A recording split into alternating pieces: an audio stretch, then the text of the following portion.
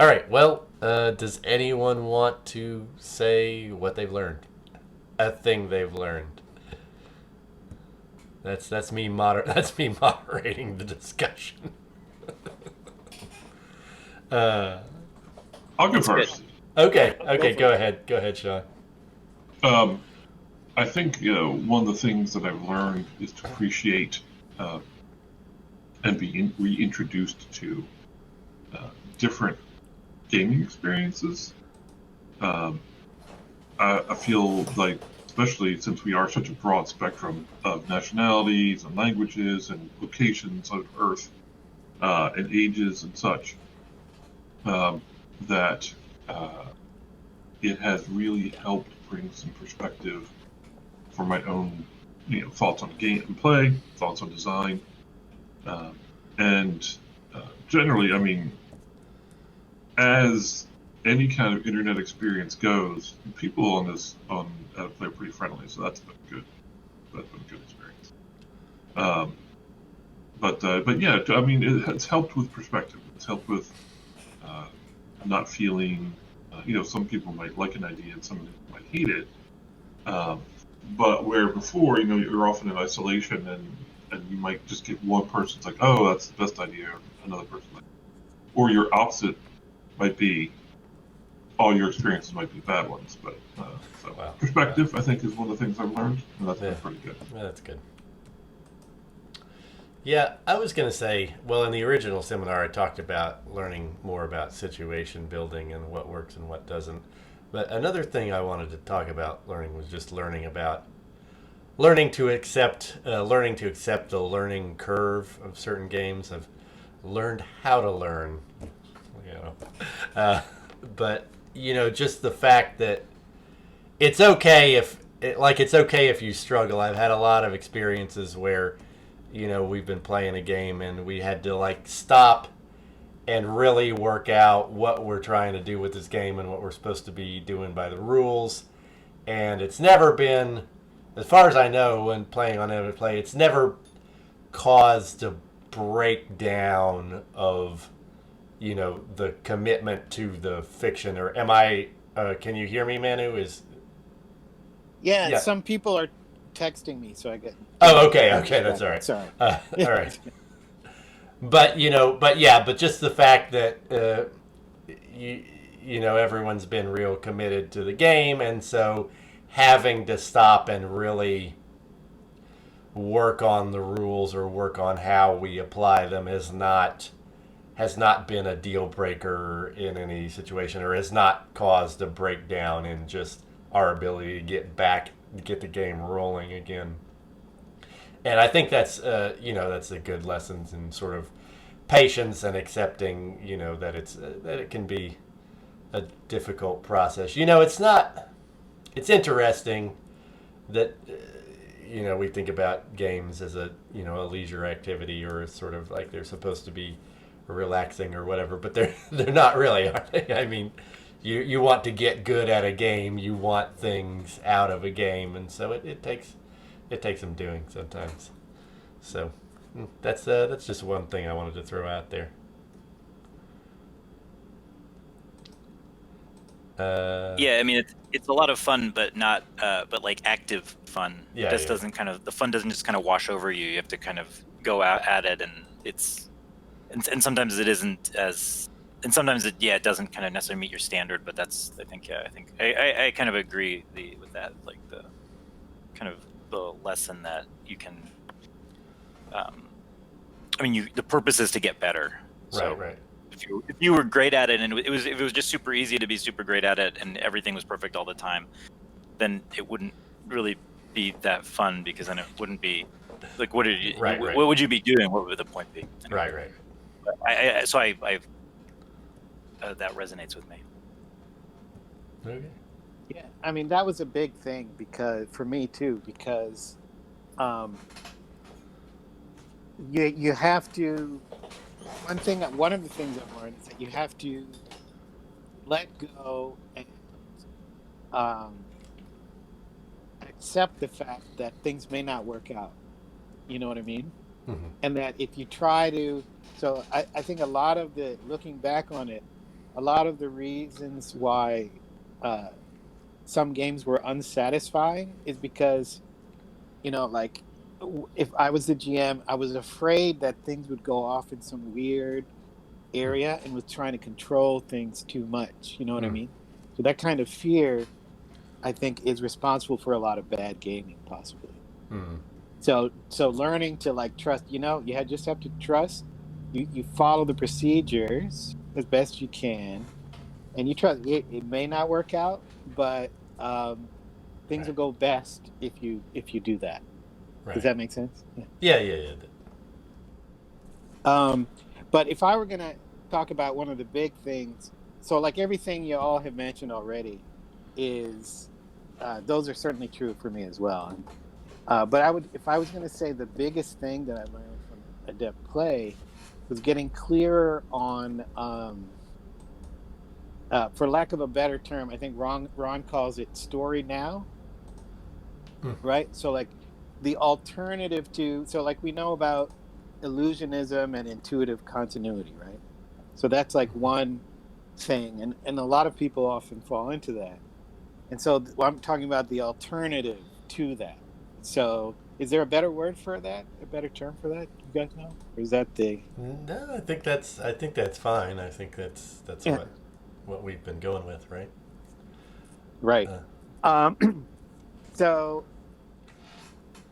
yeah, just learning how to do it was a big thing, because I there were a lot of times when I thought I knew what was going on, like I thought I understood what Sorcerer was saying or Troll Babe was saying or whatever, and I just because of um, just my mind works in a different way, or I see some of the same words and I think they mean something different than what the right. author meant, right?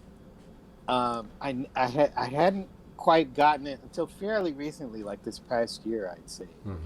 Where after I played that second game of after I GM'd that second game of Troll Babe, where it kind of really clicked. I'm like, oh, that's what Ron meant. Oh, that's So, and for me, this was an interesting thing because there's like this philosophical question, right? So, like, if you take a group of players and their GM is doing like illusionism, right? Intuitive continuity, like the whole time, but the players don't know it, right? And they have a good time. Versus, you can imagine the same exact story happening, but the GM isn't doing that, right? He's doing more like the story now stuff. So, um, is there? So, from one perspective, okay, it doesn't really matter as long as the players had a good time. So for me, I'm not so there's not so I'm not like so you can say philosophically, okay, in one case they really had agency, the other one they just thought they had it. But for me, and so that you could say philosophically have a philosophical objection in that sense. But for me, it's like I don't really care. The What I found is that there's a difference for the GM in the experience if you do one as opposed to the other. You know Yeah. what I mean? And to me, the story now method, for lack of a better term, the story now, it's much more fulfilling and interesting and fun as a GM to do it that way. Yeah. And so that was a big revelation for me, I thought, this past year or so. So I had my kind of things I learned in sort of different categories, but one of those was one of the ways I've learned from Adept Play is from posting my actual play and then interacting with folks, especially Ron, about that. And my Champions Now game that I've been running, set in New York with a kind of James Elroy type back, that was part of the inspiration. The conversations with Ron have really spoken to that issues that you're talking about, Manu, of kind of the intuitive continuity versus the story now or prepping situations. And for me, I've been as a game master doing kind of consciously trying not to do intuitive continuity for years now, but it really wasn't until this game and then this conversation with Ron, or the discussion with Ron, that I kind of really kind of deeply understood what or how I was doing it, or that I was just becoming much more intentional about it, and also more aware of kind of subtle issues where, I think in the past, I've been trying to stay away from intuitive continuity, and then realizing I'm sort of stumbling into it every once in a while, Right. Maybe like 20% of the time. Yeah. And then with this Champions Now game, just kind of going back and forth, realizing that there was times where I felt like I was on the borderline of doing that. And so being able to kind of go over that with Ron and kind of check in and to say, like, that doesn't really sound like that. It sounds really like you're prepping situations. So it was good to get that feedback. So I kind of learned that. And interestingly enough, something that came up in the discussion about that game was I was playing in that game with people I played with like 20 years ago, and hadn't played role-playing games for about 20 years. The last game we played before this Champions Now game was Legend of the Five Rings on like New Year's Eve 1999. Oh wow. So, and that was pretty intuitive. That was pretty hardcore intuitive continuity, that game. So my belief was that, or I was kind of worried that they're going to think this is still intuitive continuity, because they know that's how I game master. And I wanted to like tell them, no, it's not intuitive continuity. It's, it's this. And Ron said something like, you can't tell them that, they won't believe you. Just don't worry about what they think. So it's similar to that philosophical question of like, it kind of doesn't matter what they think, but it completely changes. From my point of view, it's exactly as you're describing. It's so much more freeing and so much more fun and so much more interesting. And I think now actually they believe it. It took a year. We started playing in really hardcore playing in March, so it took like 10 months of playing to where they're like, oh, I guess you really aren't laying track in front of us, and our choices are really driving things. But it was not something that it was something that when I told them, they were kind of like, sure, whatever. Right. We don't really believe you. Yeah. No, I understand that. Yeah. But yeah, so kind of definitely like that, getting that feedback about intuitive continuity and my fear of it kind of showing up again is something I kind of solidified my learning about this year.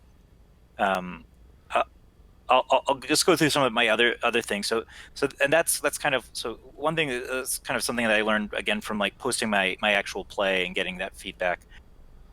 Something from the seminars and the kind of general discussion, which was mentioned in the other What People Had Learned seminar, is the importance of failure as driving, like understanding failure as driving events. Like, so success isn't, knowing what happens on a success is not as important as knowing what happens on a failure when it comes to task roles or skill roles or any of these conflict roles.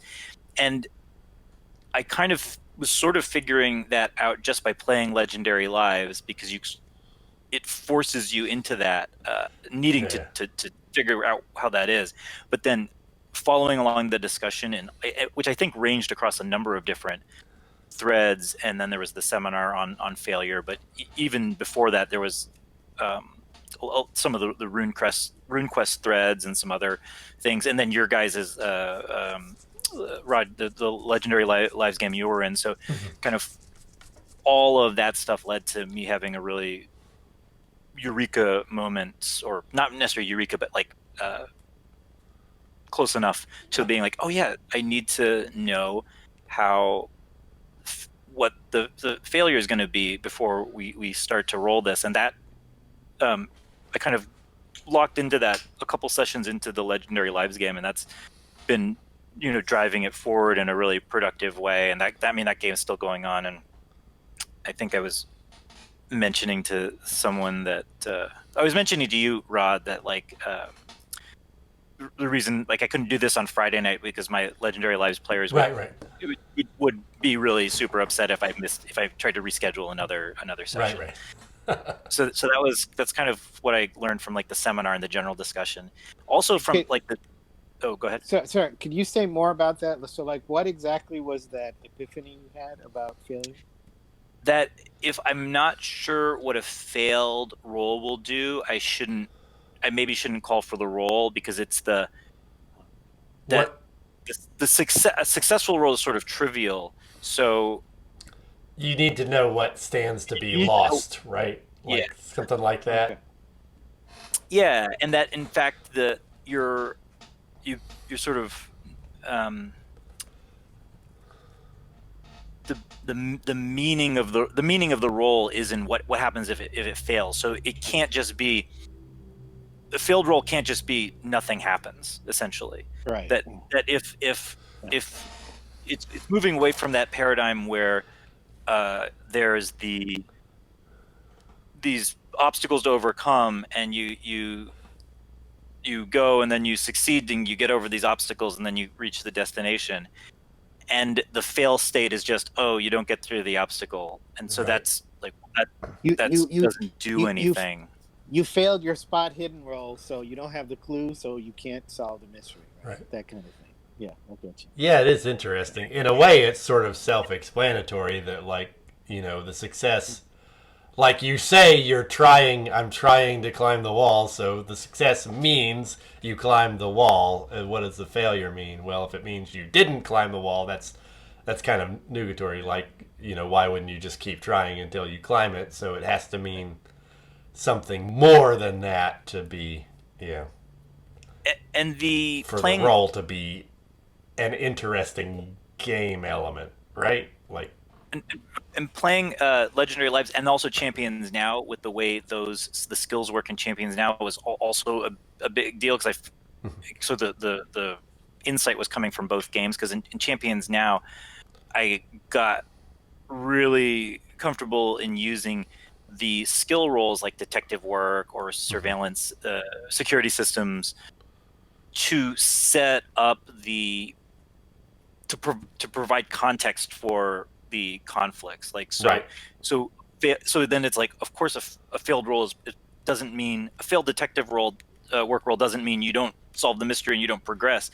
It just means that when the bad guy strikes, you're operating at a disadvantage because you don't have that information that could have put you in a better spot. And that's right. It's like, oh, perfect. That just makes things so much easier, and you don't have to like lead people around. You can still have that. You can still kind of have the conflict is still gonna maybe happen, but then the context of it is going to be very different based on the skill rolls.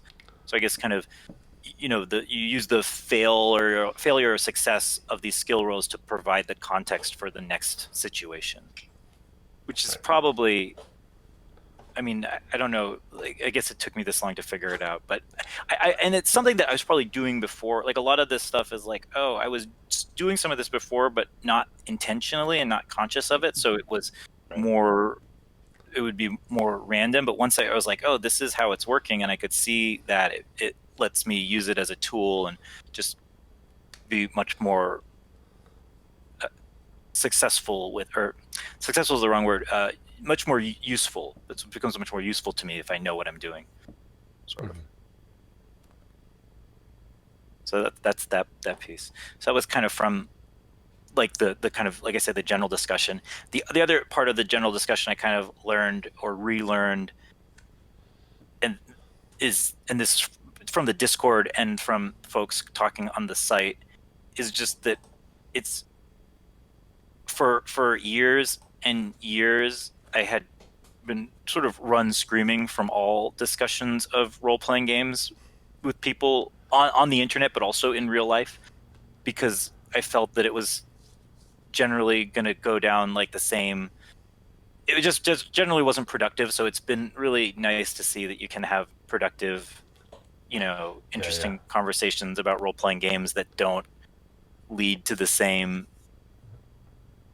kind of, me banging my head against a wall, and I think that's a sign of, Ron's moderation in his approach, but also just the kind of the willingness of everyone participating to not go down those paths, just sort of kind of say like, okay, we're going to stay away from that stuff.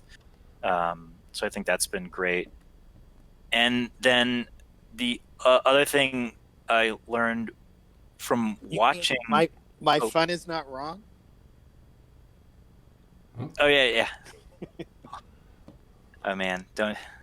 It gets painful. I had been. Well, I don't. This is. I've been.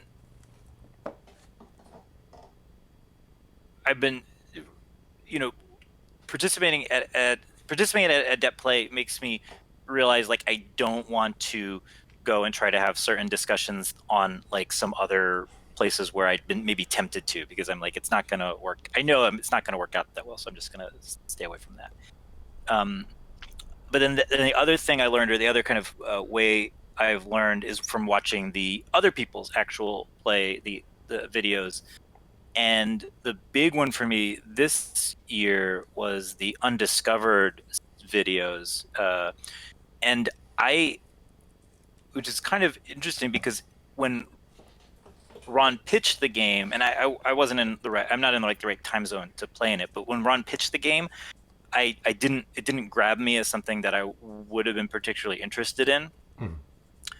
But I found it really gripping, just as content and as what the story they were telling, and I really enjoyed watching it.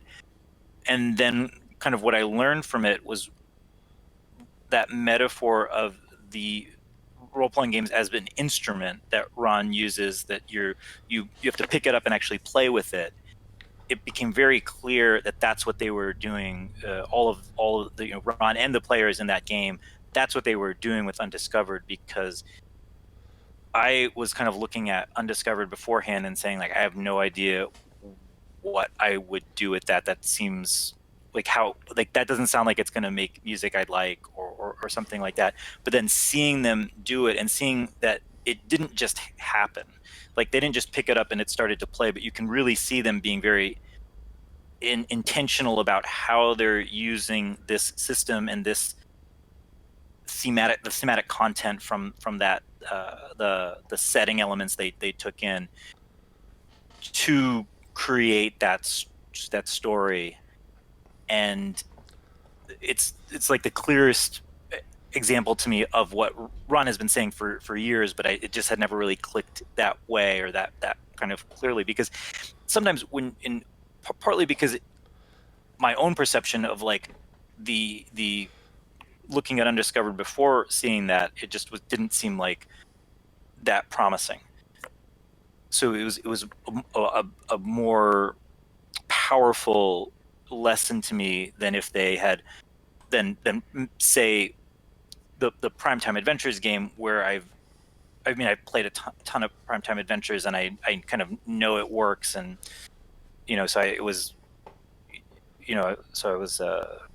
more I was in a better position to kind of really appreciate how that works, how that can work, how you can kind of take something and really use it to make your own thing. Right. And you can't really tell what music it's going to make necessarily before you actually pick up and start to play it. Well, so I think that's true. That's very true of a Forged Out of Chaos game.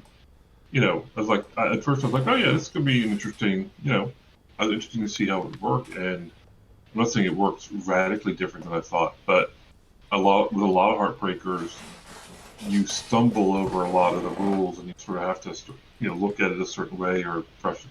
Not with Forge, not so far. I think it works really well as a system, and it's been a great experience so far. And I think that is definitely gets back to what you're saying, is that we're picking it up and playing it, as opposed to it just sort of making music on its own.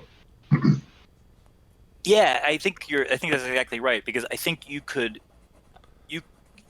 you could kind of ignore a lot of in Forge out of chaos.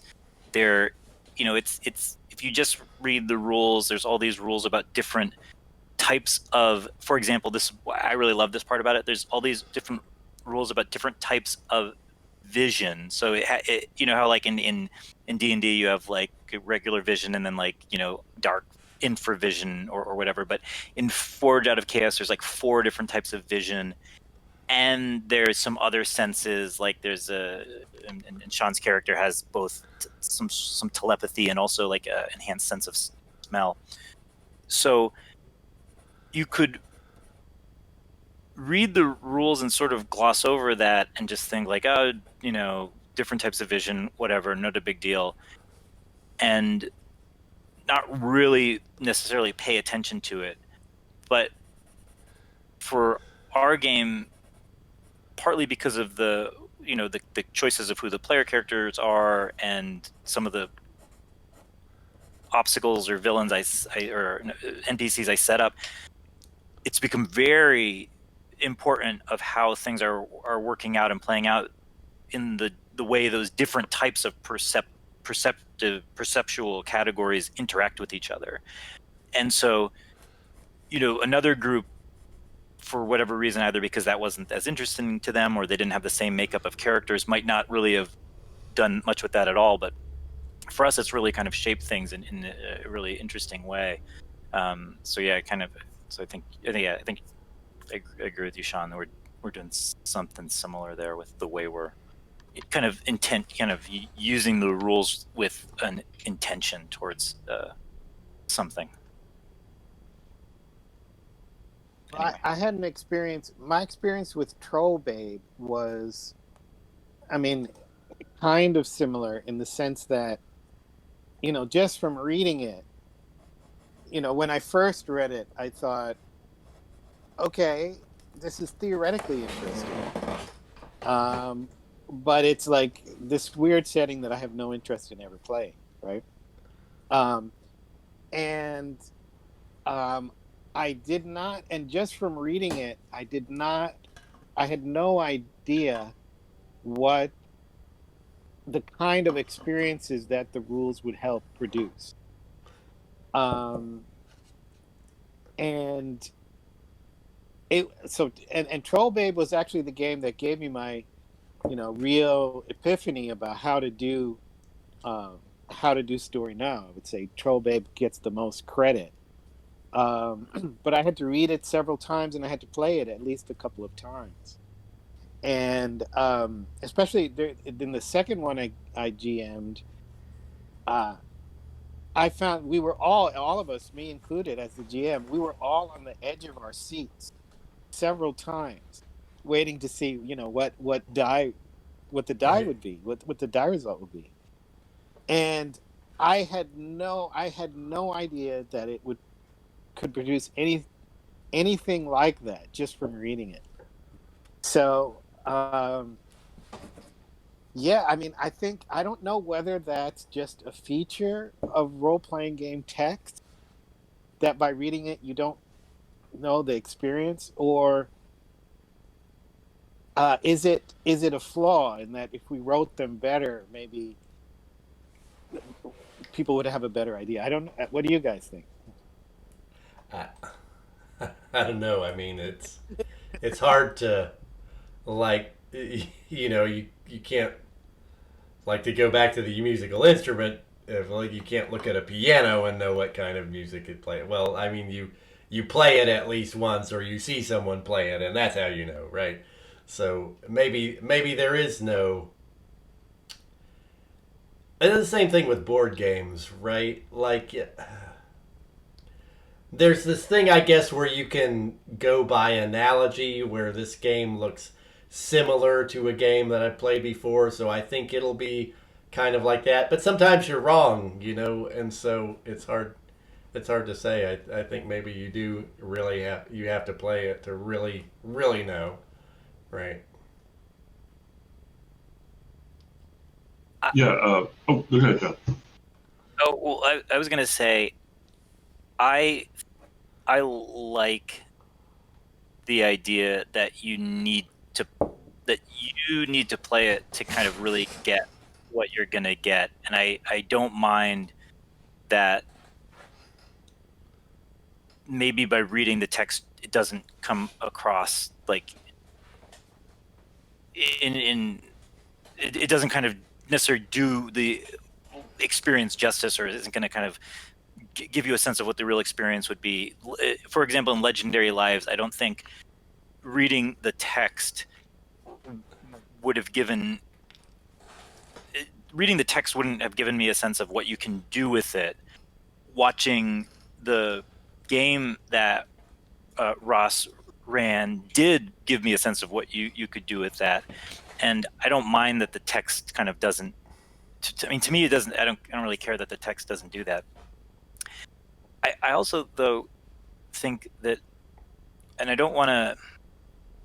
Maybe part of the wiser part of my mind says maybe don't open up this topic, but I had my one disappointing role-playing gaming experience of the year, and it's my disappointment in my own kind of game mastering or whatever. It was playing a game that's kind of very much bills itself as an OSR type game, and it strikes me that part of the issue with that game was it assumes that you know how these games all work and that you're going to play it that way. And so I went into it saying, well, I've got to make it do that thing. I've got to make it do the OSR thing. And that was ended up not being that fun. And I think if I had approached it, taken the same kind of rules text, but approached it in the way that I approached Forge Out of Chaos and said, well, I'm going to let the text kind of take me where it takes me, and we're going to kind of figure it out as we go. And without that preconceived notion of I've got to do an OSR type thing with it, I think it would have been a better experience for everyone, me and the two people I played with. And I think, but so I think kind of having that, I think there's I guess I would say is I think there's also a danger in having that preconceived notion of this is what it's supposed to look like on the other side. Yeah, I think that's probably true, especially true of the OSR, and I'm not critiquing, criticizing. Several of the games actually are a lot of fun. The group of us who played Ron in the Lamentations, there's nothing wrong with the system, and the game was a lot of fun. But there is a set of expectations, I think. And I think that that's probably true of a number of games. Getting back to Rollmaster, there are certain expectations that people have heard of when they come to Rollmaster, and they expect it to kind of be that, when constantly going to the charts and things like that, Chartmaster. But it's really not that. I mean, yes, there are charts, and they are fun, or can be fun. But it's really not. That's not really the game. Right. But getting back quickly to what you said before about board games, not getting us too far afield, but Carcassonne was that for me. I read the rules for Carcassonne. I'm like, okay, I get it. French Village, it's fine. But playing Carcassonne, especially playing it with people who are not avid board gamers, it became very quickly our when we would do board game nights here. Back in the before times, Carcassonne quickly became a game that everybody would play because it plays bigger and more interesting than the rules say. At least for us, it does. And I think that's probably true of a lot of role-playing games too. Yeah.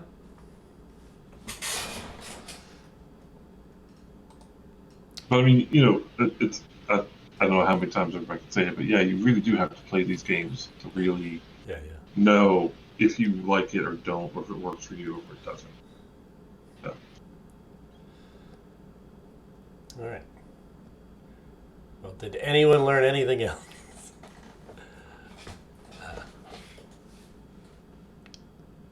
Or just have any other things to talk about? We could just shoot the breeze about role-playing games for a while if anyone's hanging out online. But Well, just the last thing I guess I learned, and this is again more of like maybe a personal thing.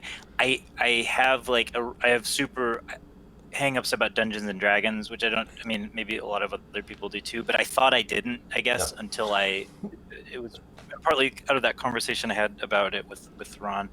But in my mind, I'm like, oh, I don't have any hang-ups about Dungeons and Dragons. Like, that's something that other people who involved in role-playing have. I have no hang-ups about it at all. Like, I'm completely cool about it. I like, 4th edition. I like Mold Vey, and I'm I have no, I don't have any like horse. I'm not backing any particular horse in any of that. I don't have any. I don't treat it like a religion. It's like very much I see it as different games or whatever.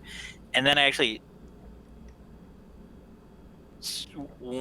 kept trying to play it over the last year and just kept stopping myself from doing it. Just every time we would kind of have an opportunity to play Dungeons and Dragons, I ended up not playing Dungeons and Dragons. Like I end up doing, like, for example, playing that OSR game instead. So I was like, I don't really want to. I guess I won't do Dungeons and Dragons. I'm going to do this other thing that isn't Dungeons and Dragons, or I'm not going to, I'm going to do Forge Out of Chaos. I'm not going to do Dungeons and Dragons. And then this group of people from work who were like, let's play Dungeons and Dragons. I was like, yeah, we'll play Dungeons and Dragons. We'll play Dungeons and Dragons. And for months I was like saying we're going to play Dungeons and Dragons. And then finally I was like, hey, you guys want to play Call of Cthulhu? And we started the next week after, so as soon as it wasn't Dungeons and Dragons, we started playing like within a week after I'd procrastinated the Dungeons and Dragons for months and months. And so I was like, this is sort of weird. Like, I think I'm supposedly don't have any hangups about this, as I'm saying to myself. But obviously it is something that I just have I do have. And as I thought back in my life, I was like, oh yeah, I guess Dungeons and Dragons has been a bigger deal to me than I probably am letting on, or like I was trying to like kind of downplay it, but as I look back, I'm like, oh yeah, it was this huge thing for me and my brothers and my whole family growing up. Like reading the Dragonlance novels was like something my whole family did kind of together, and so those were like these, and I was remembering that, and I really suppressed that, I remembered I read them, but that I had suppressed that like they were these kind of big things that my whole family was into, and we really were into, doing that. So so I guess I learned this year through Adept Play and through talking with Ron about this, and then rewatching his Dungeons and Dragons as a religion videos, that I too have ongoing hangups about it, which is I still have not played Dungeons and Dragons. I'm still procrastinating or putting off playing Dungeons and Dragons.